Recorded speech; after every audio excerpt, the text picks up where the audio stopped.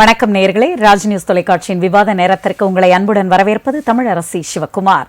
இன்றைய விவாதத்திற்கான தலைப்பு: கௌதம் அதானியை பிரதமர் மோடி பாதுகாப்பது ஏன்? அதானி முறைகேடு பற்றி உரிய விசாரணை நடத்த வேண்டும். அடுக்கடுக்கான குற்றச்சாட்டுகளை முன்வைத்த ராகுல் காந்தி. ராகுலின் குற்றச்சாட்டிற்கு என்ன செய்ய போகிறது பிஜேபி? இது பற்றிய விவாதத்தில் கலந்து கொண்டு பல்வேறு கருத்துக்களை முன்வைக்க வந்திருக்கும் விருந்தினர்களை ராஜ் நியூஸ் தொலைக்காட்சியின் சார்பாக வரவேற்கிறோம். முதலில் இணையத்தின் வழியாக இணைகிறார் பிஜேபியின் தூத்துக்குடி திரு செல்வம் அவர்கள். சார் வணக்கம். வணக்கம் சோதரி. அடுத்ததாக அரங்கிற்கு வந்திருக்கும் அரசியல் விமர்சகர் திரு நந்தகுமார் அவர்கள்.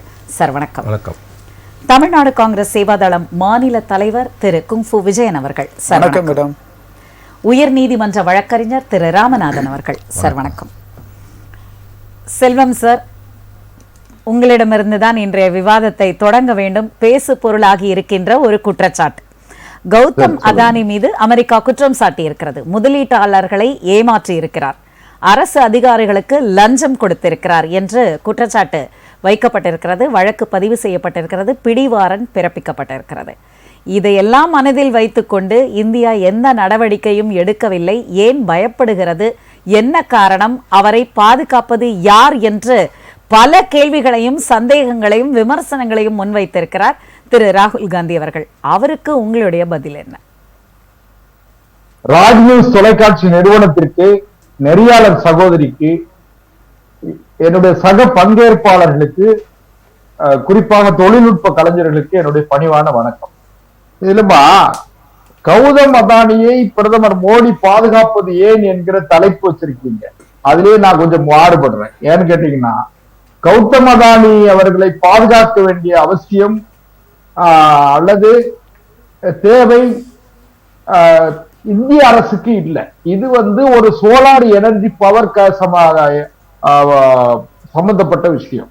அது சோலார் கார்பரேஷன் ஆஃப் இந்தியா அதுல 12 கிலோவாட் சோலார் பவர் தயாரிக்கிறதுக்காக SCIC என்கிற நிறுவனத்திற்கு லஞ்சம் கொடுத்து அவர் பெற்றதாக வழக்கு. இது முதல் கட்டத்தில் இருக்கு. நீங்க சகோதரிக்கு தெரியும், உலக அளவில் எல்லா நாடுகளிலுமே சரி, ஒரு குற்றச்சாட்டு என்பது வேறு, குற்றச்சாட்டு நிரூபிக்கப்பட்டு அது தண்டனைக்கு உள்ளான பிறகு வேற விவாதம். 2 வகைப்பட்டது. அதாவது முதல் தகவல் அறிக்கை பதிவு செய்யப்பட்ட உடனேயே ஒருவர் குற்றவாளி இல்லை. அது வழக்கு விசாரணை நடந்து அதற்கு பிறகு முறையான ஆவணங்களின் அடிப்படையில தீர்ப்பு வழங்கப்பட்ட பிறகுதான் அது முடிவுக்கு வரும். அதனால இது தொடக்க நிலை. இதுல மரியாதைக்குரிய நாடாளுமன்ற எதிர்க்கட்சி தலைவர்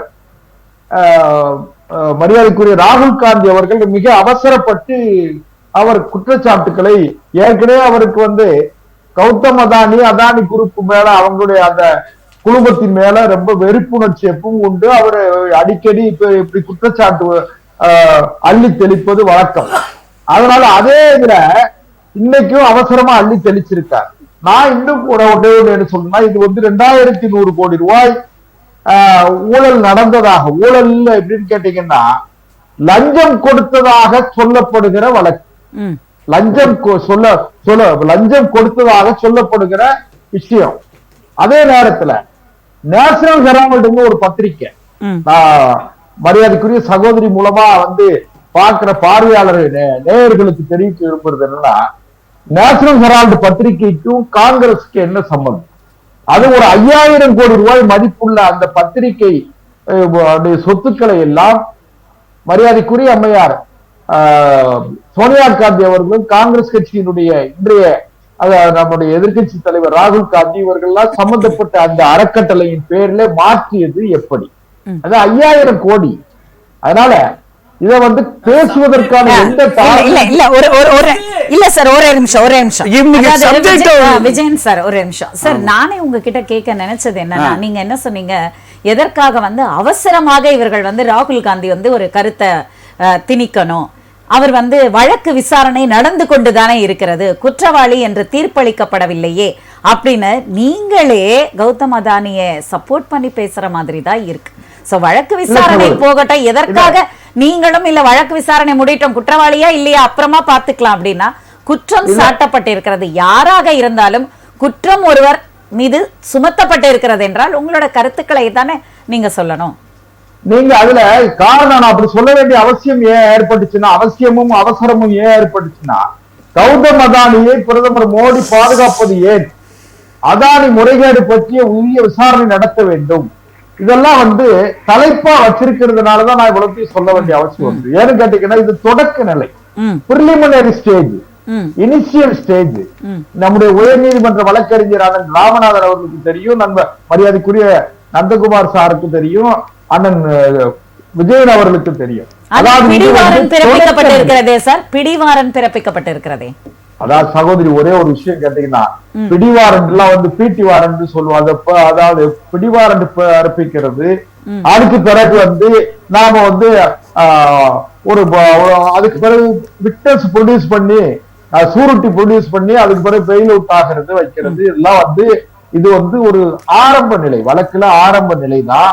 அதுக்கு பிறகு அவங்களுடைய அட்டர்னிஸ்ட் இருக்காங்க பாருங்க, யாரு கௌதம் அதானி என்னமோ சாதாரண நிலையில இருக்கிறவர்ல ஒரு மிகப்பெரிய தொழிலதிபர், உலக அளவில் தொழில் நடத்தக்கூடிய ஒரு பெரிய தொழிலதிபர்.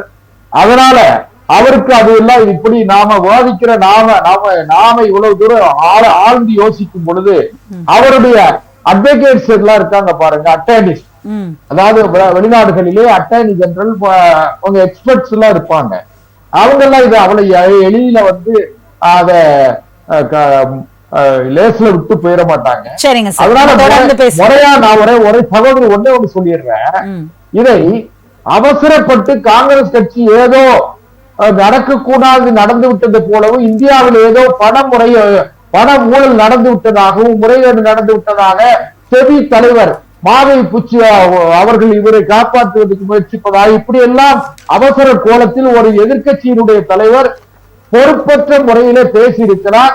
அவர் அவர் மேல இன்னும் நிலுவையில் இருக்கிற நேஷனல் ஹெரால்டு வழக்கை தயவு செய்து காங்கிரஸ் கட்சி மனதிலே வைத்துக் கொள்ள வேண்டும். 5000 கோடி ரூபாய் ஊழல் சம்பந்தப்பட்ட அந்த நேஷனல் ஹெரால்டு வழக்கை அவர்கள் மனதிலே வைத்து பேசுவது நல்லது என்பது என்னுடைய முதல் சுட்டுக்கருத்து. சரிங்க சார். விஜயன் சார் நீங்க சொல்லுங்க. அதாவது அவரோட அட்டானி எல்லாம் இருக்கிறாங்க, அவங்களோட அட்வொகேட்ஸ் எல்லாம் இந்த கேஸை எந்த வகையில எப்படி எடுத்துட்டு போனோம், என்ன மாதிரியான தீர்ப்புகள் வாங்கணும், அதெல்லாம் அவங்க பார்த்துக்க போறாங்க. ஆனா நம்ம மீது இருக்கின்ற பல விஷயங்கள் இருக்கு, அதை முதல்ல தெளிவுபடுத்தணும் அப்படின்னு முத்தாய்ப்பா ஒரு கருத்தை சொல்லி முடிச்சிருக்காரு. உங்களோட வாதம் என்ன? முத்தாய்ப்பா இல்ல, மழுப்பி ஒரு கருத்தை சொல்லியிருக்காரு. முத்தாய்ப்பெல்லாம் சொல்ல கிளியரா சொல்றாங்க.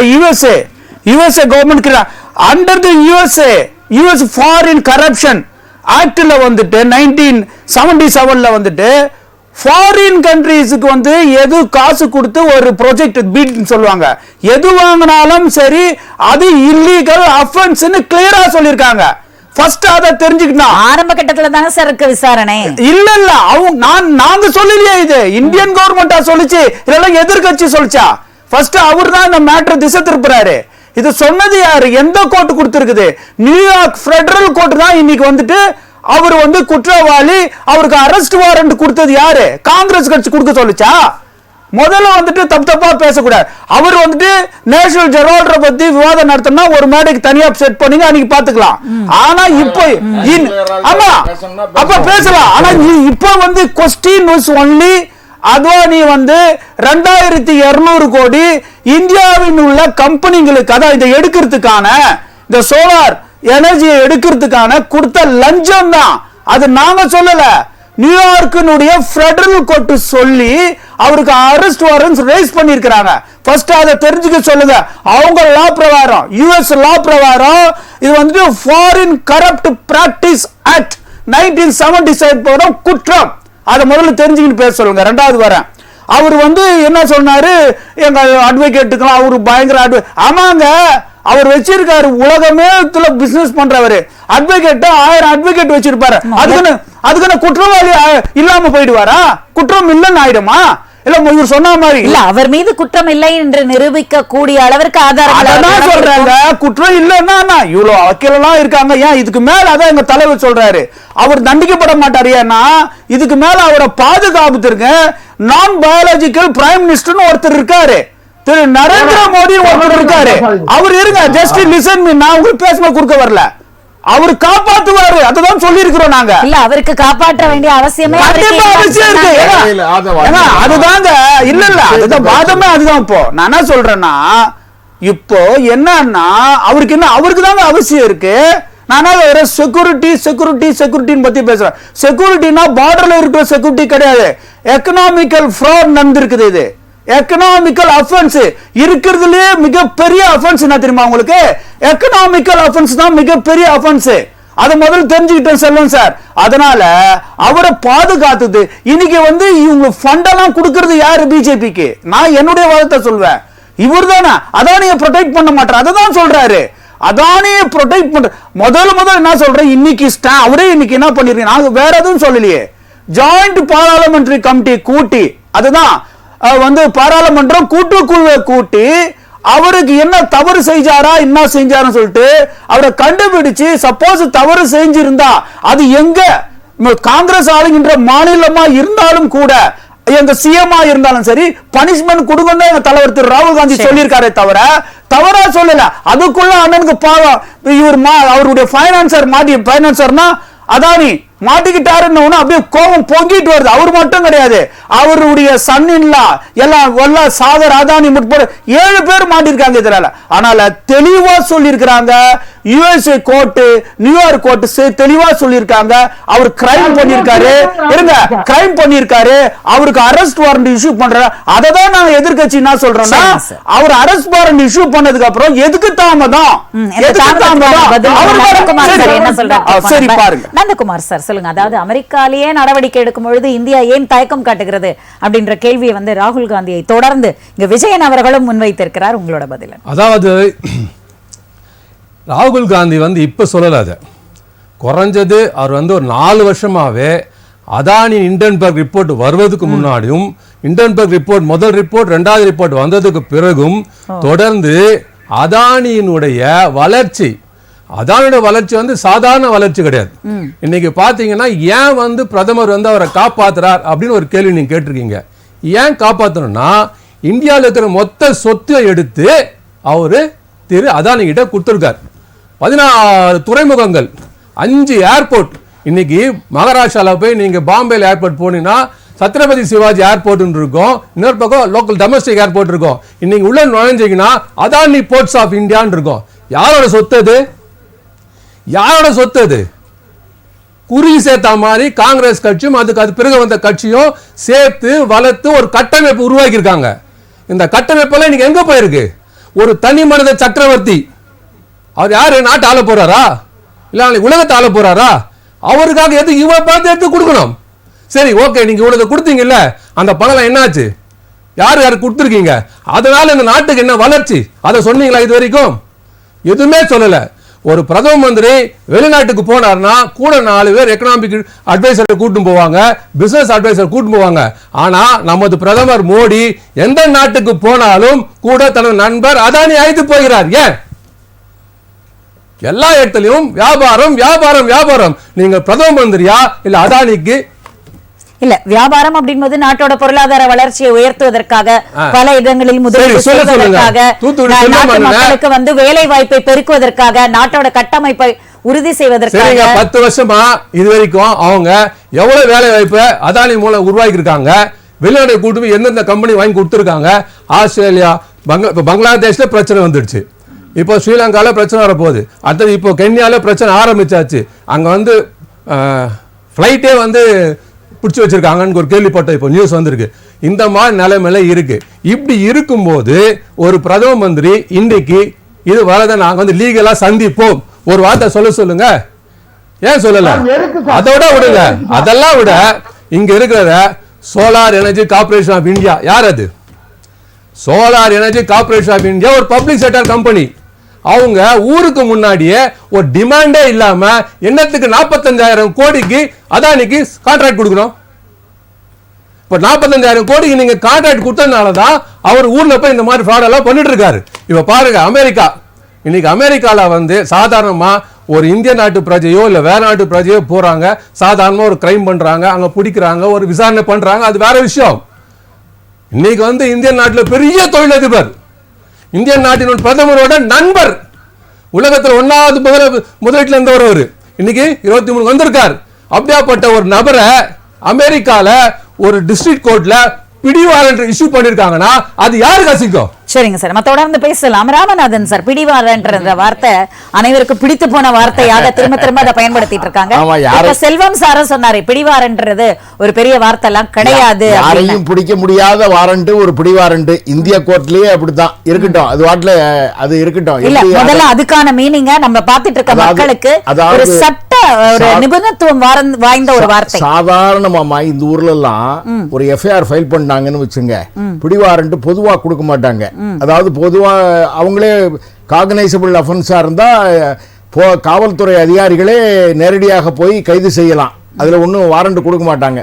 ஒருவேளை குற்றவாளிகள் வந்து உத்தரப்பிரதேசத்தில் இருக்காங்க அல்லது எங்கேயாவது ஸ்ரீலங்காவில் இருக்காங்க, வெளியில் இருக்காங்க, அந்த போலீஸ் வந்து நம்மளுக்கு உதவி செய்ய மாட்டாங்க. ஒரு வாரண்ட் இருந்து அந்த ஒரு பேப்பரை காமிச்சா தான் நமக்கு வாரண்ட் இருந்தால் தான் அதை குற்றவாளிகளை கைது செய்வதற்கு வாரண்ட் கொடுக்கணும் அப்படின்னு நீதிமன்றத்தில் ரிக்வஸ்ட் பண்ணி கேட்டாங்கன்னா வாரண்ட் கொடுப்பாங்க. பொதுவாக வாரண்டே இல்லாமல் கூட கைது செய்யலாம். அதில் ஒன்றும் வாரண்ட் போடணும்னு எஃப்ஐஆர் ஸ்டேஜில் வாரண்ட் போடணும்னு ஒன்றும் அவசியம் இல்லை. இருக்கட்டும் அதான் இருக்கும். ஒரு நிமிஷம்.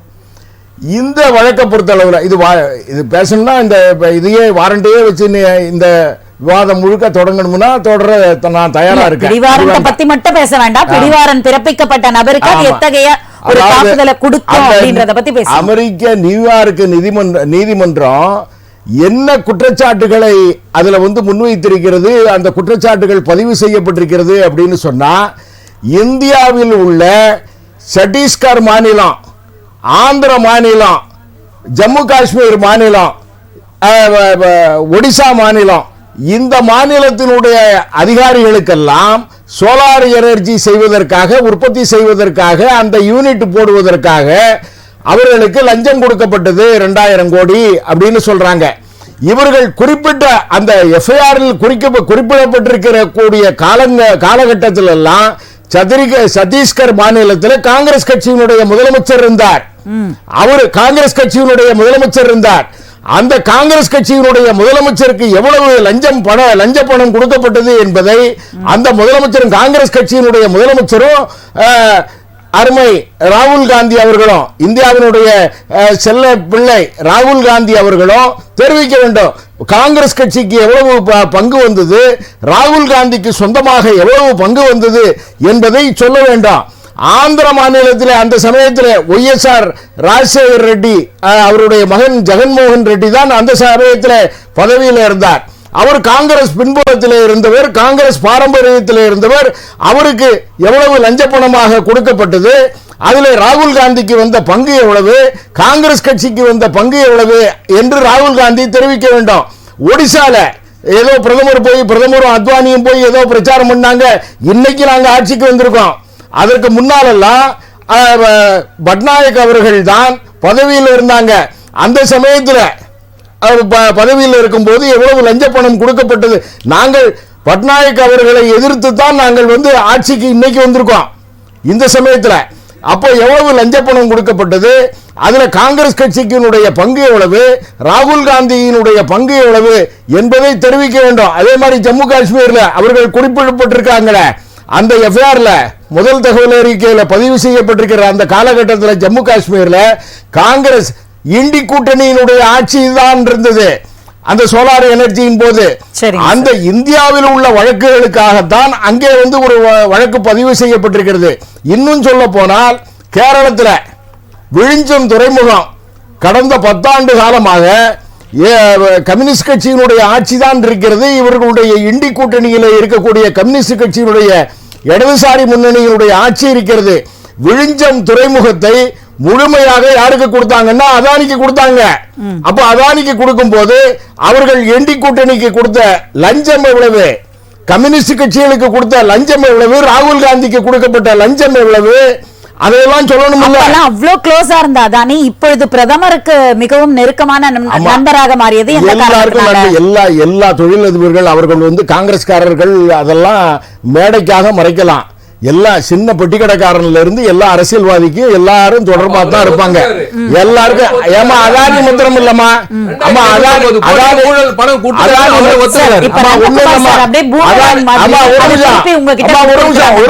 சொல்றேன்.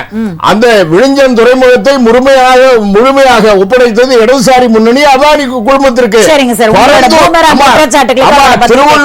திருவள்ளூர் மாவட்டத்தில் பரந்தூர் விமான நிலையம் அமைக்க போறாங்களே, வாயை மூடிக்கொண்டு காங்கிரஸ் கட்சி இருக்கிறது. திராவிட முன்னேற்ற கழகம் மக்களை பூராத்தையும் வயிற்றுல அடிச்சு, விவசாயிகளை வயிற்றுல அடிச்சு, இவ்வளவு லேண்ட் அக்விசிஷன் பண்ணி, இவ்வளவு அவசரமாக அவர்கள் வந்து ஏர்போர்ட் கொண்டு வரணும்னு நினைக்கிறாங்களே, எதற்காக? அதானி குழுமத்திற்கு அந்த வேலையை கொடுக்க வேண்டும். அந்த அதானி குழுமத்தில் பேசப்பட்ட பணம் எவ்வளவு, பங்கு எவ்வளவு என்பதையெல்லாம் காங்கிரஸ் கட்சியும் திராவிட முன்னேற்ற கழகமும் தெரிவிக்க வேண்டும். சொல்லுங்க நந்தகுமார் சார். அதாவது மட்டும் இல்லமா, எல்லா மக்களோட தொடர்பு இருக்கக்கூடிய எல்லா பெட்டிக்கடைக்காரன்ல இருந்து எல்லா பிசினஸ் மேனும் லோக்கல் வட்ட செயலாளர்ல இருந்து மேல உள்ள தலைவர்கள் வரையும் எல்லாருக்கும் தெரியும் இதுல எவ்வளவு லஞ்சம் வாங்குறாங்க அப்படின்னு. யாரெல்லாம் வந்து ஆட்சியில இருக்காங்களோ அவங்க கூட இது நடக்கும். இல்லம்மா,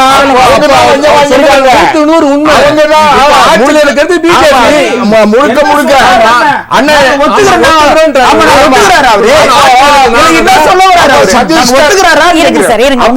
நீங்க நிறைய சொல்லிருக்கீங்க, அதுக்கு அவரோட பதில் என்னன்னு கேட்கலாம். அதாவது ராகுல் காந்தி வாங்கிய பங்கு எவ்வளவு அப்படின்னு நந்தகுமார் என்ன சொல்லணும். மோடி வாங்கின பங்கு சொல்லுங்க. மோடிக்கு பங்குலாம் கிடையாது. இதுல வந்து மோடிக்கு பங்கு ஷேர் கிடையாது, மொத்தமே அவருக்குதான். இப்போ ஒரு சின்ன விஷயத்தை நான் சொல்றேன். அண்ணனும் பேசினாங்க. அவங்க பிடிவாரன் போடுவாங்க, பிடிக்கலாமான்னு பார்ப்பாங்க, அதுக்கப்புறம் கூட்டு வருவாங்க, அதுக்கப்புறம் பேசுவாங்க, அப்புறம் வக்கீல் வருவாரு, அட்டாணி வருவாரு, பஞ்சாயத்து பண்ணுவாங்க. இது என்ன இங்க நம்ம ஊர்ல நடக்கிற பஞ்சாயத்து கட்ட பஞ்சாயத்தா இல்ல பிஜேபி கட்சி நடக்கிற பஞ்சாயத்தா? இது இல்ல ஒரு சாதாரணமா இன்னைக்கு கேஸ் எடியூரப்பா மீது குற்றங்கள்லாம் இழுத்து கொண்டே போகிறது அப்படின்னு சொல்லி டிவி எல்லாம் அந்த மாதிரி கவர்மெண்ட் யுனைடெட் ஸ்டேட்ஸ் ஆஃப் அமெரிக்கால ஒரு பெடரல் கோர்ட்ல ஒரு பிடி வாரண்ட் ஒரு இந்தியன், அதுவும் வந்து ஒரு முதல் இந்தியனோட நண்பர் மேல ஒரு கேஸ் போட்டிருக்காங்க. சார் நண்பர்ன்ற வார்த்தையை சொன்னதுக்கு தான் ராமநாதன் சார் சொன்னாரு அத்தனை எல்லா கட்சியும் யாரு பிரதமரா வந்தாலும் யார் ஆட்சிக்கு வந்தாலும் ஒரு புதுசா ஒரு நம்ம தொழில் ஆரம்பிக்க போறோம், இல்ல புதுசா ஒரு கட்டமைப்பு உருவாக்க போறோம்னா அதுக்கு தேர்ந்தெடுக்கப்பட்ட தொழிலதிபர்கள் இங்க இருப்பாங்க. அவங்கள கலந்து ஆசிரிப்பாங்க, அவங்கள கூட்டு போவாங்க, அவங்கள வச்சு பேசுவாங்க. நாளைக்கு இந்த தொழில் செய்ய முடியும். நான் உங்க பதில் சொல்றேன். காங்கிரஸ் முதலமைச்சர் நான் பதில் சொல்றேன். 2029 கோடி வந்து ஒரு வந்து பிரைபரி கொடுத்திருக்காருன்னு சொல்றாங்க. கொடுத்தாரா கொடுக்க போறாரா இல்ல வாங்குறாரா? 1070 கோடி வந்து ஆந்திராக்கு ஒய்எஸ்ஆருக்கு கொடுத்திருக்காங்க. அவர் யாரு? உங்களோட செல்ல பிள்ளை தானே. உங்களோட செல்ல பிள்ளை வழங்கப்பட்டார். தெலுங்கு தேசம் சந்திரபாபு நாயுடு சார் 2021 இந்த கிரீன் பவர் எனர்ஜி சிஸ்டம் கொண்டு வந்தது தப்பு அப்படின்னு சொல்லி பெரிய தகராறு பண்ணி கோர்ட்டுக்கு போய் கேஸ் நிலுவையில் இருக்கு. $2.99 அது அவங்க நிர்ணயிக்கப்பட்ட விலை. ஆனா மார்க்கெட்ல வந்து வெறும் ₹1.50 தான். நீ எதுக்கு வந்து 59 காசு எக்ஸ்ட்ரா கொடுத்து வாங்க கேஸ் போட்டாங்க. அப்ப யாரு தடுத்துக்கணும்? அது உண்டான ஆக்ஷன் யார் எடுத்துக்கணும்? அது கூட ஆக்ஷன் எடுத்துக்கணும். ஏங்க இது கண்ட்ரோல் வந்து ஆந்திராவோ இல்ல அதானியோ கிடையாது. Solar energy corporation of India அவங்க தான் controlling authority. That is government body. அவங்க தான் ஆக்ஷன் எடுத்துக்கணும். அவர்களுக்கான சுதந்திரம் இருக்கிறதா முடிவு எடுக்கிறதுக்கு? அவர்கள் வந்து யார் ஆட்டு வைக்கிறார்கள்? அவர்களை ஆட்டு வைக்கிறாங்க தெரிஞ்சது தானே. ஏங்க இப்போ எனக்கு வந்து டிமாண்டே இல்லைங்க. இப்ப 5 ஸ்டேட்ல வந்து யாருக்கு எனர்ஜியே தேவைப்படலங்க. அப்படி இருக்கும்போது அவங்க எதுக்குங்க அதானியை கூப்பிட்டு 45,000 கோடி கான்ட்ராக்ட் கொடுக்கணும்? 700-7,000 மெகாவாட்டு கான்ட்ராக்ட் எது கொடுக்கணும்? அடிஷனல் 8,000 மெகாவாட்டுக்கு எது கான்ட்ராக்ட் கொடுக்கணும் சொல்லுங்க. அதாவது ஆளே இல்லாத கடையில டீ ஆத்திர கதை.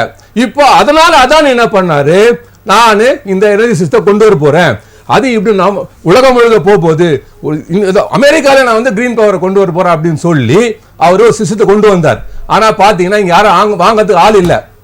இங்க இந்தியால வாங்கறதுக்கு ஒரு மாநிலம் முன் வரல. அப்ப என்ன பண்றாங்க, எந்தெந்த மாநிலம் வீக்கா இருக்கோ அந்த மாநிலம் கூப்பிட்டு நான் வந்து உனக்கு இவ்வளவு பணம் தரேன், நீ கான்ட்ராக்ட எஸ்சிஜி கூட போடு. வீக்கா அப்படின்னு சொன்னீங்க, ஆமா. எந்த அர்த்தத்துல சொன்னீங்க? வீக்கா தேவைப்படுது. காங்கிரஸ் அவங்களுக்கு சரியா சொல்றாரு.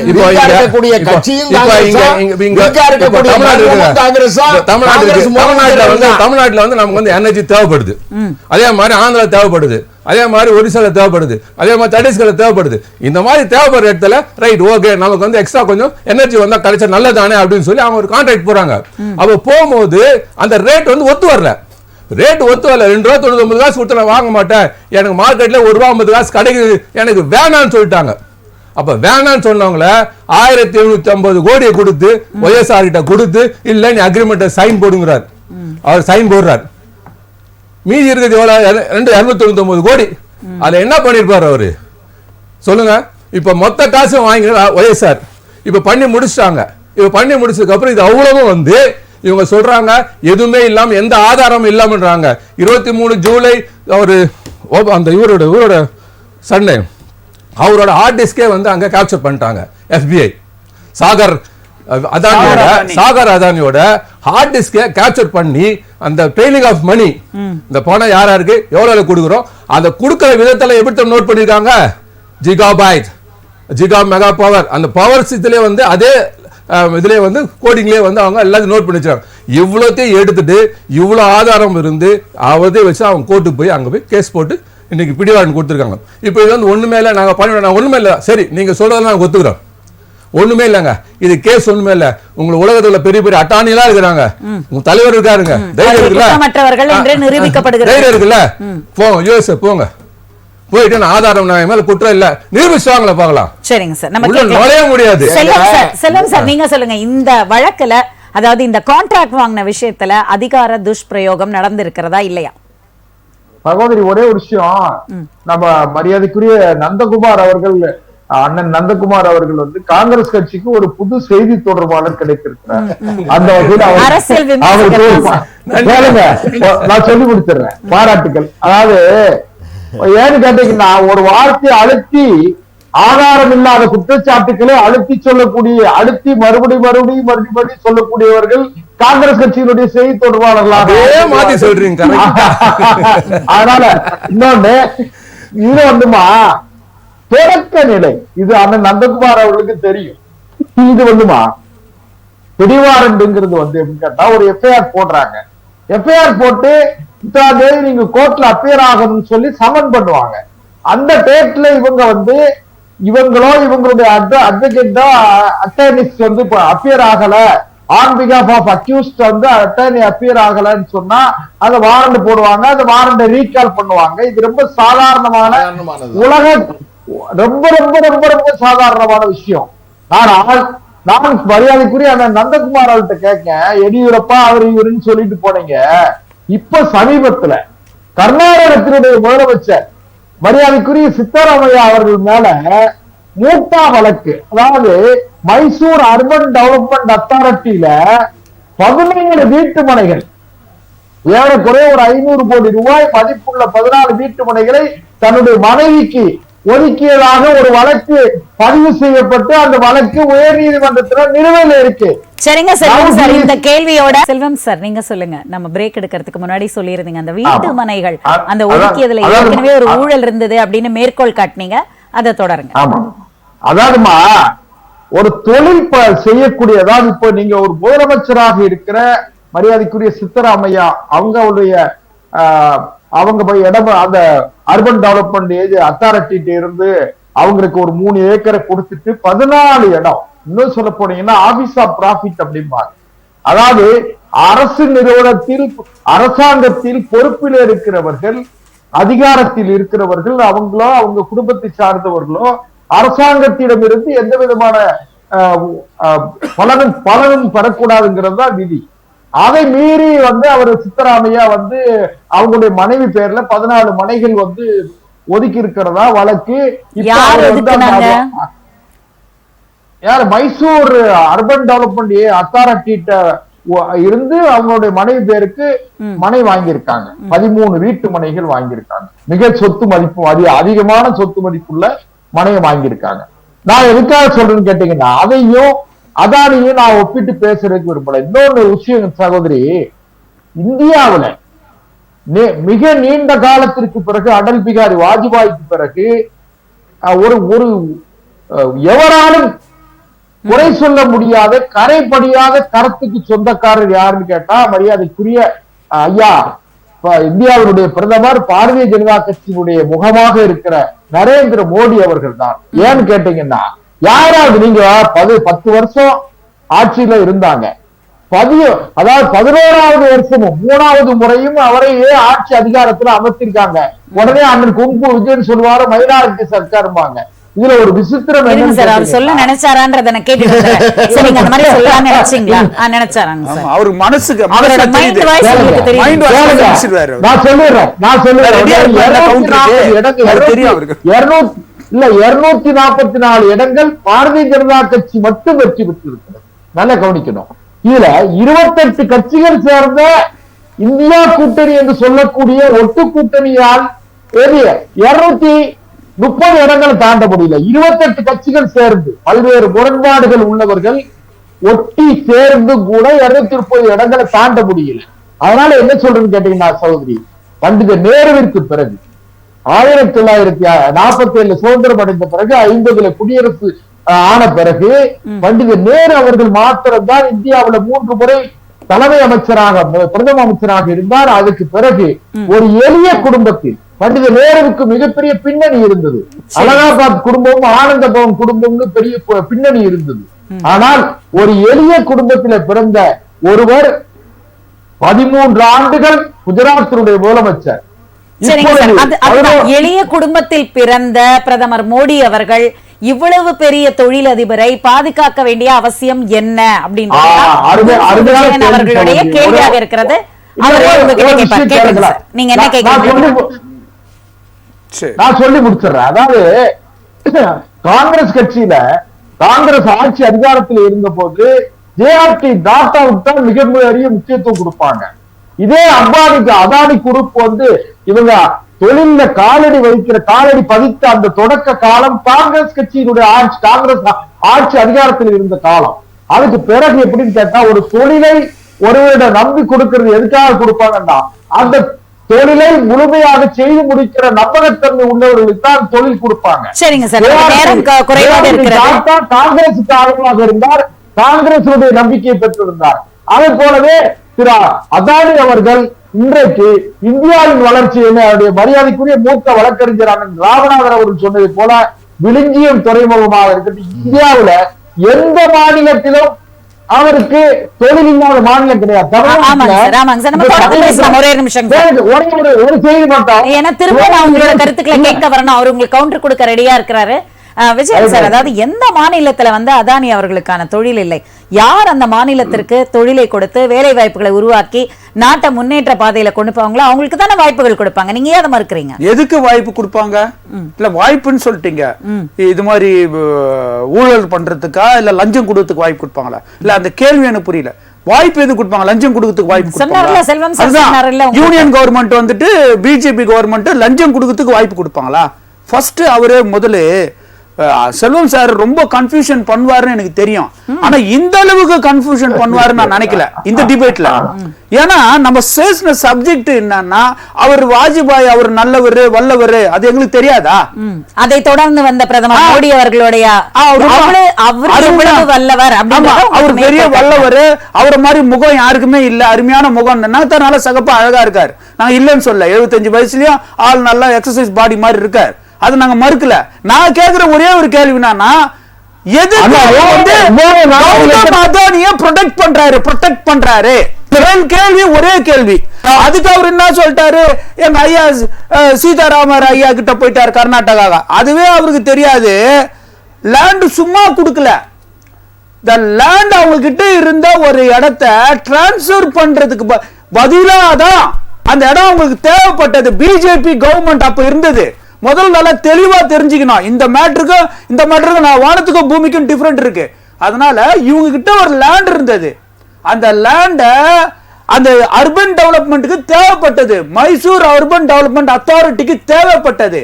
கேடு கொட்டினால அந்த நேரத்தில் அந்த டேருடைய வேல்யூவேஷன் 14 சைட்ஸ் 14 இடங்கள் அதனுடைய வேல்யூவேஷனா இருந்திருக்கும். ஏன் பிஜேபி கவர்மெண்ட் தானே, நான் காங்கிரஸ் கவர்மெண்ட்ல அதை தப்பு நடந்திருந்தா நீங்க சொல்லியிருக்கலாம்.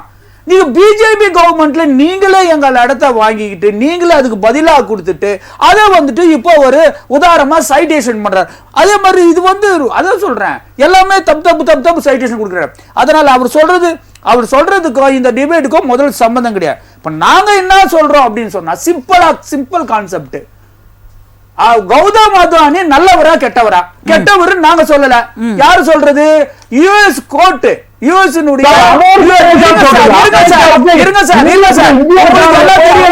தெரியாது. ஒரே நிமிஷம், உங்களுக்கு நல்லா கன்ஃபியூஸ் பண்ண தெரியும். நாங்க என்ன கேக்குறோம்னா, நாங்க சொல்லல, இதேதான் வந்து நந்தகுமார் சார் ஒரு சின்ன இருங்க சார், அவரே பேசினா அவரே நடத்துறாங்க. எனக்கு அதுல ஏற்கனவே 2022 வந்துட்டு இவர் அதானி 20,000 கோடி ஒரு பிரச்சனையை பண்ணும்போது ராகுல் காந்தி அதை பேசுனாலதான் அவர் மேல ஒரு பொய்யான வழக்கு போட்டு அவர் மோடிங்களை எல்லாம் தப்பா சொல்றாரு, அந்த ஜாதியை தப்பா சொல்றான்னு சொல்லிட்டு போட்டீங்க. அதுக்கப்புறமா இப்போ 24 என்ன பண்ணாங்கன்னா, இந்த சிபினுடைய சேர்மன் மதுபி பூரி புச்சின்னு சொல்லிட்டு ஒருத்தர் இருக்காங்க, வந்து இவங்களை காப்பாத்தான் சொல்றாரு. அதுதான் எங்க ராகுல் காந்தி தெளிவா சொல்றாரு. ஏன் வந்து அவங்கள வந்து காப்பாத்தணும் அந்த அம்மா சேர்மன் நினைக்கிறாங்க? முதல்ல அவங்கள ரிமூவ் பண்ணுங்க. இந்த சப்ஜெக்ட் பத்தி மட்டும் தெளிவா பேசணுமா? இந்த சப்ஜெக்டுக்கு என்னன்னா, இவ செபியினுடைய சேர்மனும் அந்த அம்மா எல்லாத்துக்கும் காரணம் கட்டினா அம்மா எந்த ஒரு எக்ஸாமினேஷனும் பண்றது இல்ல, எந்த ஒரு ப்ரோப், எந்த ஒரு இந்த விசாரணை பண்ண சொன்னா ஒழுங்கா பண்றது இல்ல. முதல்ல அந்த அம்மாவை நீங்க மாத்துங்க, தூக்குங்க, எல்லாமே சரியா போயிடும். அதுக்கப்புறமா இது மாதிரி யுஎஸ் கோர்ட்டை சொல்லி இருக்குது அந்த மாதிரி. அதனால ஸ்டாண்டிங் கமிஷன்ல அதான் ஜாயிண்ட் பார்லிமெண்டரி கமிட்டியில உட்கார்ந்து இத பேசி நல்ல ஒரு முடிவு எடுக்கும் தான் சொல்லியிருக்காரு. தவிர அவரு தப்பா அது இன்னொரு வார்த்தையும் சொல்லிருக்காரு, திரிய வர ஏற்கனவே சொன்னதுதான். அது எங்க மாநிலத்தில் உள்ள எங்க காங்கிரஸ் கட்சியை சார்ந்தவர்களா இருந்தாலும் கூட சொல்லாம சொல்லியிருக்காரு. யாரா இருந்தாலும் there should be punished according to Ramanathan sir, சட்ட வல்லுனர் நீங்க, சட்டம் தெரிந்தவர், குற்றம் செய்தவர்கள் யாராக இருந்தாலும் தண்டிக்கப்பட வேண்டும் என்ற எவ்வளவு பெரிய வார்த்தையை சொல்லிருக்காரு. திரும்ப குற்றம் கற்பிக்கிறார். அதனாலதான் யாராக இருந்தாலும் நாகாக்க காவாக்கால் சோகாப்பர் சொல்லிழுக்கப்பட்டு அப்படின்னு திருவள்ளுவர் சொன்னதுனாலதான் இவர் அந்த மாதிரி ஒரு சமுதாயத்தை இழித்தும் பழித்தும் பேசினதால், கேவலமா பேசினதுனால இந்தியாவில் உள்ள நீதிமன்றம் தண்டனை கொடுத்தது. அமெரிக்கா கோர்ட்ல எஃப்ஐஆர் போட்டாங்க, அமெரிக்கா கோர்ட்ல எஃப்ஐஆர் போட்டாங்க அப்படின்னு சொன்னா இந்தியா கோர்ட் உனக்கு தண்டனையே கொடுத்திருக்கு. இந்தியா கோர்ட் தண்டனை கொடுத்து சுப்ரீம் கோர்ட்ல சஸ்பென்ஷன் ஆஃப் சென்டென்ஸ் நீங்க வாங்கி வச்சதுனால இன்னைக்கு ஆமா சுப்ரீம் கோர்ட்ல ஐயா தண்டனையே தப்பு சொல்லிருக்காங்க. சத்தியெல்லாம் சொல்லல, தப்புன்னு சொல்லாதீங்க ஐயா. கொஞ்சம் இருங்க, வந்து ஐயா கொஞ்சம் இருங்க, குஜராத் கோர்ட்ல ஐயா கொஞ்சம் இருங்க, தப்புன்னு சொல்லிருக்காங்க. அந்த புரியுதுங்களுக்கு அந்த தண்டனை ஐயா கொஞ்சம் இருங்க சொல்லிருக்குது. ஐயா கொஞ்சம் இருங்க, தண்டனை வந்து தப்புன்னு சொன்னா தண்டனையை ரத்து பண்ணிடுவாங்களே, அந்த தண்டனையை ரத்து பண்ணிடுவாங்களே, தண்டனையே நிறுத்தி வச்சிருக்காங்க. நீ சிறைக்கு போக வேண்டாம் அப்படின்னு சொல்லி நிறுத்தி வச்சிருக்காங்க. அவ்வளவுதான் வக்கீலுக்கு தெரியும். இருந்தாலும் கூட அதிபர் ட்ரம்ப் வந்து வெற்றி பெற்றதுக்கு வந்து அதானி அவர்கள் வந்து வாழ்த்து சொல்லியிருக்காரு. அது வந்து அந்த அமெரிக்க ஆளும் கட்சிக்கு பிடிக்கல. அதனாலதான் இது ஒரு பழிவாங்கும் நடவடிக்கையாக இருக்கும்னு ஸ்புட்னிக் வந்து செய்தி வெளியிட்டிருக்கலாமா? இருக்கலாம். ஏன்னு கேட்டா இந்தியாவில் உள்ள பொருளாதாரத்தை எப்படியாவது சீரழிக்க வேண்டும் என்று வெளிநாட்டு சக்திகளும் இந்தியாவில் உள்ள காங்கிரஸ் கட்சி இந்த இந்தியாவோட வளர்ச்சியை தடுக்க காங்கிரஸ் கட்சி முனைகிறது. காங்கிரஸ் கட்சி மட்டுமல்ல, அந்த காங்கிரஸ் கட்சியோடு சேர்ந்திருக்கக்கூடிய இண்டி கூட்டணி எல்லாமே இந்தியாவினுடைய வளர்ச்சியை சீர்குலைக்க வேண்டும். ஏதாவது ஹிண்டன்பர்க் அறிக்கையை விட்டு அவர்கள் வந்து அதானி குழுமத்தினுடைய பங்கு சந்தைகளை எல்லாம் விழச் செய்தார்கள். அதற்கு பின்னால் அந்த யாரெல்லாம் பங்கு சந்தையில் பணம் போட்டு கேட்டாங்களோ அவங்களுக்கெல்லாம் எந்த விதமான பாதிப்பும் ஏற்படலை. அதற்கு பின்னால் எழுந்து வந்தார். எப்படியாவது இந்த முதல் நிலையில உள்ளவங்க, இரண்டாவது நிலையில உள்ளவங்க, பிசினஸ் பண்றவங்களை இவங்களெல்லாம் அழித்து ஒழிக்க வேண்டும் என்று 60 ஆண்டு கால ஒரு பாரம்பரியம் மிக்க காங்கிரஸ் கட்சி, நாட்டோட சுதந்திரத்துக்காக பாடுபட்ட ஒரு கட்சி. என்ன பாரம்பரியம்னா, அண்ணன் சொன்னாரு காங்கிரஸ் கட்சியே தவறு செய்திருந்தாலும் அவர்கள் மீது தண்டனையை கொடுக்க வேண்டும் அப்படின்னு சொன்னாரு.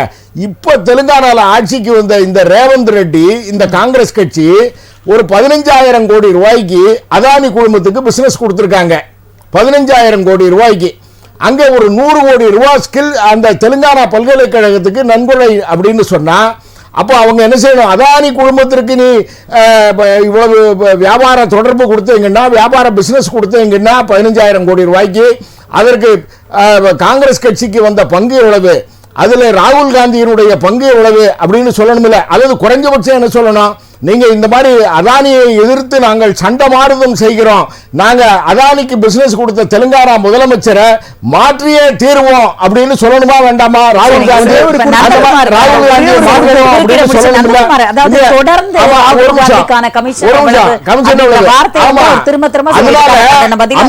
அமெரிக்க நீதிமன்றத்தினுடைய விசாரணையில, அமெரிக்க நீதிமன்றத்தினுடைய இப்போ வந்து எஃப்ஐஆர் போட்டிருக்காங்க. அமெரிக்க நீதிமன்றத்தினுடைய விசாரணையில இந்த அதானிக்கு மட்டும் வாரண்ட் போட்டது தப்பு, தெலுங்கானா முதலமைச்சருக்கு, இந்த காங்கிரஸ் கட்சியினுடைய முதலமைச்சருக்கு அடுத்தாப்புல வாரண்ட் போடுவாங்க. சத்தீஸ்கர் முதலமைச்சராக இருந்த அந்த காங்கிரஸ் கட்சியினுடைய முதலமைச்சருக்கு வாரண்ட் போடுவாங்க. அண்ணனுடைய ஆர்வம் என்னன்னா, இப்ப திருவள்ளூர் மாவட்டத்தில் பரந்தூர் விமான நிலையத்தை மக்களை எல்லாம் அடித்து பிடுங்கி நிலத்தை ஆர்ஜிதம் செய்து அது கூட அதானி குழுமத்துல தான் கொடுக்க போறாங்க.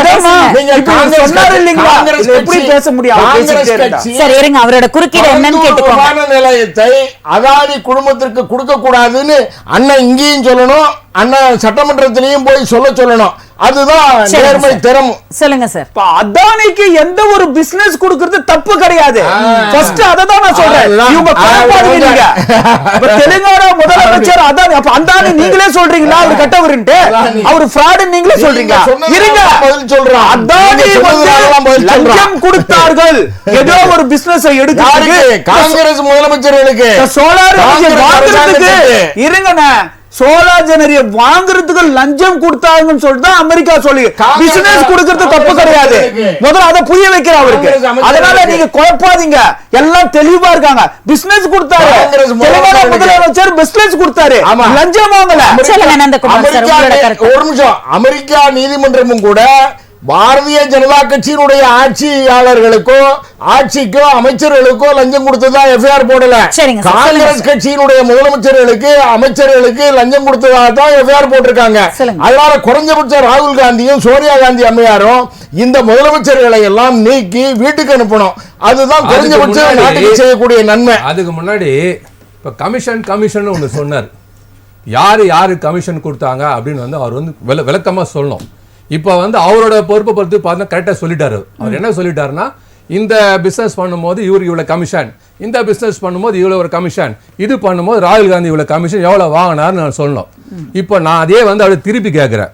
முத்ரா போர்ட்டில் இருந்து கடைசியாக பரந்தூர் சொல்றீங்களே, பரந்தூர் வரைக்கும் இவ்வளோ இதுவும் வந்து போர்ட்டையும் துறைமுகங்களையும் ஏர்போர்ட்டையும் அவரு கொடுத்துட்டீங்க. இருங்க நான் பணம் கொடுக்கிறது செய்யறது இங்க உள்ள குறுக்கிடாதீங்க, தப்பா சொல்லாதீங்க. 15 துறைமுகமும் 5 ஏர்போர்ட்டும் இப்ப அது அடிஷனல் டெவலப்மெண்ட் ஆயிருக்கு. எல்லாத்தையும் கொடுத்துருக்காங்க. யாரு கொடுத்தது? பிஜேபி அரசாங்கம் கொடுத்துருக்கு. இப்ப இதுக்கெல்லாம் அவங்க எவ்வளவு கமிஷன் வாங்கிறான்னு கணக்கு போட்டு சொல்லவே இல்ல. அமெரிக்கா நீதிமன்றம் சொல்லல. நீங்க தான் அமெரிக்கா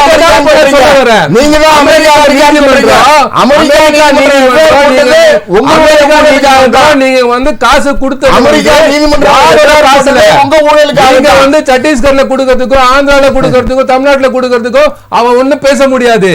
அவன் என்ன சொல்றான்னா, அமெரிக்கால ஏன் இன்வெஸ்டர்ஸ் அமெரிக்கன் இன்வெஸ்டர்ஸ் காசை வாங்கி நீ வந்து அங்க பிரைபரி பண்ணிருக்கிற, ஊழல் பண்ணிருக்கிற, உன்னோட திட்டத்தை இல்லாத திட்டத்தை நீ வர வைக்கணுன்றதுக்கோசரம் நீ வந்து அந்த சோலார் எனர்ஜி கார்பரேஷன் இந்தியாவோட கை கோத்துக்கிட்டு இருக்கிற வந்து மாநில அரசு கிட்ட எல்லாம் நீ வந்து காசை கொடுத்து, அந்த காசு யாரோட காசு?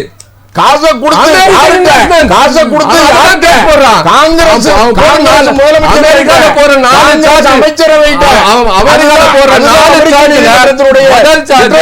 நீ வந்து ஊழல் பிரைபரி பண்ணது தப்பு.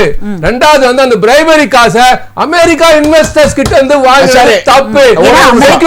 அமெரிக்காவில் உள்ள முதலீட்டாளர்களை ஏமாற்றுறது அப்படின்றது அதுக்காக நீ வந்து மேனிபுலேஷன் ஃபேப்ரிகேஷன் பண்ணி தப்பான தகவல் கொடுத்திருக்கிற 4வது சார்ஜ். இந்த 4 சார்ஜுக்கும் பதில் சொல்லுங்க. இது இல்லாம ஒரு அண்ணன் சொன்னாரு, முடா கேஸ் சொன்னாரு. ஒரு நிமிஷம், முடா கேஸ் சொன்னார். முடா கேஸ் நடக்குது, அவங்க கோர்ட்டுக்கு போறாங்களே, அந்த மாதிரி ரிட்டர்ன் பண்றாங்க, 13 இடத்துல ரிட்டர்ன் பண்றாங்களே. அது மாத்திரம் கிடையாது, அந்த கேஸ் நடக்கிறதுனால வந்து எது வந்தா நான் தயாரா இருக்கேன், ஃபேஸ் பண்ண நான் சொல்லிட்டார். ஆனா அது மாத்திரம் சொல்ல ப்ராஃபிட் ஆஃப் ஆபீஸ் சொல்றாரு. அப்போ அமித்ஷாவோட புள்ள ஜெய்ஷா கிரிக்கெட் பிசிசில உட்கார்ந்து இருக்காரு, அது எப்படி வந்தது? எங்க தமிழ்நாட்டுல யாரும் கிரிக்கெட் கிரிக்கெட்டரா? எந்த மாநாடு பையன் இருக்காரு, அது எப்படி பிசிசிஐல இருப்பாரா? அது அப்புறம் பிசிசிஐ முடிச்சு ஐசிசி போயிட்டு வரா? அப்ப எப்படி அது யாரு சொல்லுங்க? அமித்ஷா ஒருத்தர் இல்லன்னா அவங்க புள்ள வந்து பிசிசி நுழைய முடியுமா? இங்க தமிழ்நாடு கிரிக்கெட் அசோசியேஷன்ல கேட்டை தாண்டி ஒரு சாமானியன் உள்ள போய் சொல்லுங்க பார்க்கலாம். ஒரு சாமானியன் தொட முடியாது. அப்படி இருக்கும்போது எப்படி நேர பிசிசி சேர்மன் ஆயிடுவாரா? அப்ப அது பிரைவேட் ஆபீஸ் இல்லையா? அது யார் மூலமா வந்தது? அமித்ஷாங்கிற ஒரு மினிஸ்டர்னால வந்தது. அப்ப நீங்க வாங்கின கமிஷன்லாம் என்ன? பிசிசில எவ்வளவு வாங்குனீங்க, ஐபிஎல் எவ்வளவு வாங்குனீங்க, அதெல்லாம் சொல்லுங்க. அதை விட்டுட்டு ராகுல் நேர்மையா ஒரு இந்தியனா, ஒரு இந்தியன் சிட்டிசனா, ரெஸ்பான்சிபிள் சிட்டிசனா கேள்வி கேட்கிறார். நீ ஜேபிசி போட்டு தைரியம் இருந்தா, அதாவது நீ ஜேபிசி போட்டு பார்லிமெண்ட்ல 2 வருஷம் ஆச்சு இல்ல, இந்தியன் பேங்க் ரிப்போர்ட் வந்தோடனே நீ போட்டுட்டு நான் எடுத்துறேன், விசாரணை பண்ணிட்டேன், இதான் உண்மை, நீ பொய்ய விட சொல்லு, இந்த உண்மை ரிப்போர்ட்டை தூக்கி போடு. ஏன் போட மாட்டீங்க? எதுவுமே பண்ண மாட்டீங்க. இப்ப அமெரிக்கால போய் இவ்வளவு ரிப்போர்ட் வாய் தந்தீங்களா? அதை விட்டுட்டு அமெரிக்கால வந்த விஷயத்தை விட்டுட்டு இங்க இருக்கிற நீங்க வந்து பரந்தூர் விஷயத்தையும் ஹெரால்ட பத்தி பேசுறீங்க. அது இது சம்பந்தமா சொல்லுங்க. ஒரு இந்திய குடிமகன் சாதாரண ஒரு பிரஜைங்க மாட்டினா இப்போ போறாங்க, துபாய் போறாங்க ஏதோ மாட்டுறாங்க, அது யாருக்குமே தெரியாதுங்க. இவர் ஒரு இந்திய தொழிலதிபர், எவ்வளவு பெரிய மெக்னானிமஸ் மேன். இவர் மாட்டினாருன்னா யாருக்கு அசிங்கம்? முதல் அசிங்கப்பட வேண்டியது யார் தெரியுமா? இந்திய நாட்டின் பிரதமர். சொல்லுங்க செல்வம் சார். அதாவது நீங்க ஒரு பெரிய பெருமையான ஒரு பட்டியலை வந்து கொடுத்துட்டு இருந்தீங்க, ஆனா இப்ப முடிச்சிருக்கிறார் நந்தகுமார் சார். அந்த கருத்தை ஒட்டி உங்களோட கருத்துக்களை பதிவு சொல்லுங்க, அதுக்கப்புறமா நான் ராமநாதன் சார் கிட்ட கேட்டுக்கிறேன். மிக மிக மிக மிக பலகீனமான ஒரு வாதத்தை நண்பர் நந்தகுமார் வச்சிருக்காங்க. என்ன சொல்லிட்டேன், அவ்வளவுதான். ஒரு நிமிஷம். அதாவது ஜெய்ஷா வந்து எப்படி வர முடியும்? அமித்ஷாவுடைய பையனா இல்லைன்னு சொன்னா ஜெய்ஷா வந்து கிரிக்கெட் போர்டு சேர்மனா வர முடியுமான்னு கேட்டாங்க. நான் அது கொஞ்சம் முரண்படுறேன். ஏன்னா அது பண்டிதர் நேருவினுடைய மகள் தான் இது இந்திரா பிரியதர்ஷினி. நேருவினுடைய மகளாக இருந்த காரணத்தால் தான் இந்திரா பிரியதர்ஷினி பெருந்தலைவர் காமராஜரால் இந்தியாவுடைய பிரதமராக ஆக்கப்பட்டார். அது போக இந்திரா பிரியதர்ஷினி அவர்களுடைய அம்மையார் இந்திரா காந்தியினுடைய மகன் தான் ராஜீவ் காந்தி. ராஜீவ் காந்தியினுடைய மனைவிதான் இந்த சோனியா காந்தி ராஜீவ் காந்தியுடைய மகன் தான். திருப்பி இந்த பாரம்பரியத்தை பத்தி பாரம்பரிய கதையை நீங்க திருப்பி சொல்லிட்டீங்க. அதாவது நாட்டுக்கு சேவை பண்ணது குடும்பமா வந்து தியாகம் பண்ணி இந்த நாட்டுக்காக உயிர் நீட்டவங்க அந்த குடும்பத்தை நாடு வரவேற்குது. ஆனா ஒண்ணுமே இல்லாம வெறும் ஒரு உள்துறை அமைச்சரோட மகன்ற ஒரே ஒரு காரணத்துக்காக பிசிசி நீங்க இவ்வளவு பேசுறீங்களா? நீங்க பிஜேபி இவ்வளவு நிர்வாகி தானே, நீங்க பிசிசி ஆபீஸ் மும்பை ஆபீஸ்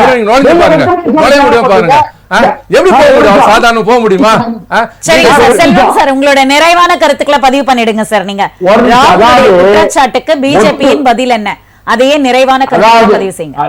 எங்களை பொறுத்தவரையில், பாரதிய ஜனதா கட்சியை பொறுத்தவரையில் அல்லது மத்திய அரசாங்கத்தை பொறுத்தவரையில், மாண்புமிகு பிரதமர் நரேந்திர மோடி அவர்களை பொறுத்தவரையில் எந்த தவறுகளையும் ஆதரிக்கிறவர் இல்லை, ஊக்கப்படுத்துகிறவர் இல்லை. அதே நேரத்தில் தயவு செய்து காங்கிரஸ் கட்சியை சார்ந்தவர்கள் நேர்மையாக நேஷனல் ஹெரால்டு வழக்கை அவர்கள் எதிர்கொள்ள வேண்டிய நிலையில் 5000 கோடி ரூபாய் மதிப்புள்ள சொத்துக்களை தங்களுக்குரிய அறக்கட்டளைக்கு மாற்றி இன்றைக்கு வழக்கு நிலுவையில் இருக்கிறது. இவர்கள் எல்லாம் போய் அதானி அம்பானி அவரு இருக்காங்களே, அதானி அம்பானி அவர்கள் சம்பந்தப்பட்ட வழக்கை அவர்கள் எதிர்கொண்டு அவர்கள் குற்றமற்றவர்களாக இருந்தால் வெளியே வருவாங்க. இதுக்கும் பாரதிய ஜனதா கட்சிக்கோ மத்திய அரசாங்கத்திற்கோ பிரதமர் நரேந்திர மோடி அவர்களுக்கோ சம்பந்தம் இல்லை. பிரதமர் நரேந்திர மோடியை போன்ற அப்பழுக்கற்ற ஒரு தேச தலைவர் கிடைப்பது அபூர்வம். காலம் கணக்கிட்டு வழங்கி இருக்கிற சீதனம் பிரதமர் நரேந்திர மோடி. நன்றி சார், நன்றி. விஜயன் சார், உங்களுடைய நிறைவான கருத்துக்கள். அதான் ஒரே ஒரு விஷயம் தான், சிம்பிளா சொல்றோம் அந்த நேரத்துல. என்ன அப்படின்னா, யுஎஸ் கோர்ட் வந்துட்டு அதானியை வந்து குற்றவாளின்னு சொல்லியிருக்காங்க. அவர் வந்து அரெஸ்ட் வாரண்ட் இஷ்யூ பண்றாங்க. அவரோட சேர்ந்து அவருடைய மருமகனுக்கும் இஷ்யூ பண்றாங்க. 7 பேர் குற்றவாளின்னு சொல்லிருக்காங்க. குற்றவாளின்னு சொல்லல, குற்றவாளின்னு சொல்லி தான் அரெஸ்ட் வாரண்ட்னால குற்றவாளி அக்யூஸ்ட் சொல்லிருக்காங்க. அதான் அக்யூஸ்ட் சொல்லிருக்காங்க. உங்க பாஷையில சொல்ல போனா அக்யூஸ்ட். இருங்க நான் ஒரே நிறைவான கருத்துனால எனக்கு டைம் அதிகப்பட்டுள்ளவர்கள் சுத்தம் செய்யும்போது தே ஆர் அக்யூஸ்ட். உங்க பாஷையில சொல்ல போனா கன்விஷன் வேற, கன்விஷன் ஆயிடுவாங்க. அது கடவுளை நல்லா வேண்டி கன்விஷன் ஆகக்கூடாதுன்னு கன்விஷன் ஆயிடும். நாங்க என்ன சொல்றோம்னா சிம்பிள், இத ப்ரூவ் பண்ணுங்க. இத உண்மையா பொய்யா நிரூபிச்சுட்டு அதுக்குன்னு ஜேபிசிய கூட்டுங்க. வேற எதுவும் தப்பா சொல்லலையே. ஜேபிசிய கூப்பிட்டுங்க. உண்மையா பொய்யா, அவர் நிரபவாதியா இல்ல உண்மையாவே குற்றம் செஞ்சாரா? குற்றம் செஞ்சாருன்னா ஜெயிலுக்கு போறாரு, நிரபராதினா தெரியும் நம்ம பிரதமர் மோடி கூட சுத்த போறாரு. அவ்வளவுதான் எங்களுடைய சிம்பிள் கேள்வி. அதுதான், அதுக்கான பதில சொல்லுங்க. சரிங்க சார், நன்றி சார். ராமநாதன், ஒருவேளை அதானி வந்து குற்றவாளி அப்படின்னு அமெரிக்க நீதிமன்றத்தில் தீர்ப்பளிக்கப்பட்டா கூட சேர்ந்து கோ-அக்யூஸ்டா யாரு குற்றவாளிகளா இருப்பாங்க? இப்ப நான் சொன்னேனே, ஜம்மு காஷ்மீர், சத்தீஸ்கர், ஆந்திர மாநிலம், ஒடிசா, இதுல உள்ள இண்டி கூட்டணியில் உள்ள காங்கிரஸ் கட்சியினுடைய முதலமைச்சர்கள் தான் அவர்கள் கூட்டு குற்றவாளிகளாக பிரகடனப்படுத்தப்படுவார்கள். அங்க பரந்தூர் விமான நிலையத்தில் அப்படியே இவருக்கு அதானி குழுமத்திற்கு கொடுக்க வேண்டும் என்று துடிக்கக்கூடிய திராவிட முன்னேற்ற கழகமும் காங்கிரஸ் கட்சியும் தான் அதுல கூட்டு குற்றவாளிகளாக இருப்பார்கள். விழிஞ்சம் துறைமுகத்தை கொடுத்த கேரளாவில் கொடுத்த இடதுசாரி முன்னணி தான் கூட்டு குற்றவாளிகளாக இருப்பார்கள். இந்த அமெரிக்க நீதிமன்றத்தினுடைய இந்த எஃப்ஐஆர் காங்கிரஸ் கட்சியின் மீது சுமத்தப்பட்ட வழக்கு தான். அதனால இவர்கள் குறைஞ்சபட்சம் மான ரோஷம் இருந்ததுன்னா இவர்கள் அவர்களாகவே அந்த காங்கிரஸ் முதலமைச்சர்கள்லாம் ரிசைன் பண்ணணும்.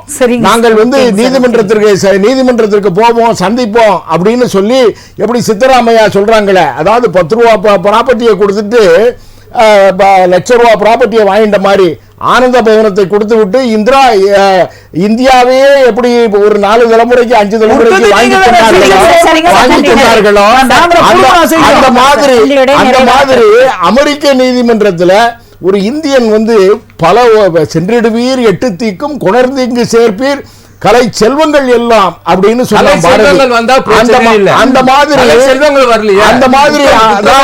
நம்ம ஊருக்காரன் போய் அமெரிக்காவிலேயோ ரஷ்யாவிலேயோ அல்லது ஆஸ்திரேலியாலேயோ கனடாலேயோ ஒரு பிசினஸ் எடுத்து கொண்டு வந்தான்னா அதையெல்லாம் பார்த்து சந்தோஷப்படணும். ஆனா அவர் என்ன நிறைவான கருத்து தான், குற்றச்சாட்டுல வழக்கு தானே வருதுன்றது அவரோட ஆதங்கம். நாங்க சந்திக்கிறோம், இந்த ஊர்ல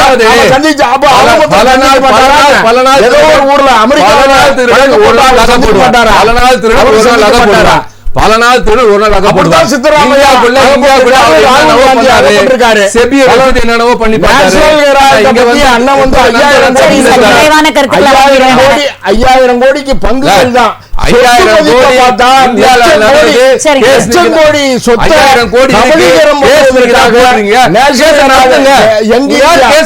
யார் சொன்னாங்க? அமெரிக்கால இந்தியாவே தலை குனிஞ்சு நிக்குது, உலகமே தலை குனிஞ்சு நிக்குது. இன்னைக்கு ஆஸ்திரேலியால ஒருத்தர் கம்ப்ளைண்ட் பண்ணிக்கிறான், அங்க இருக்கிற பழங்குடியின மக்கள் எங்களை வந்து கீழ்த்தரமா நடத்துறாங்கன்னு சொல்லி அதானி மேல கம்ப்ளைண்ட் பண்ணிருக்காங்க. ஒவ்வொன்றும் நீங்க பண்ணிட்டு இதெல்லாம் எடுங்க. ஒரே ஒரு விஷயமா தான் நான் சொல்றேன், கோவிட்ல நம்ம 100 ரூபாய்க்கு 200 ரூபாய்க்கு எப்படி ரோடோட அலைஞ்சிருப்போம். மார்ச் 2020 எல்ஐசி இன்னைக்கு எல்ஐசி வந்து 8000 கோடி நஷ்டம். இதனால இருங்க வர அமெரிக்கால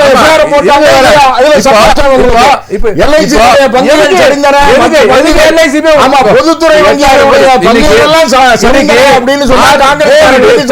நம்ம யாரும் வெளியில் நடமாட முடியலங்க. கோவிட்ல யாரும் வெளியில் நடமாட விட முடியல. ஆனா எல்ஐசில இருந்த 50 லட்சம் ஷேர் அதானி என்டர்பிரைசஸோட ஷேர வெறும் 550 ரூபாய்க்கு திருப்பி வித்தாங்க எல்ஐசி. திருப்பி ஏப்ரல் 21ல அதே ஷேர 3998 ரூபாய் கொடுத்து 2 லட்சம் ஷேர எல்ஐசி வாங்குறாங்க. 3000 கோடி நஷ்டம் எல்ஐசிக்கு. யாருக்காக?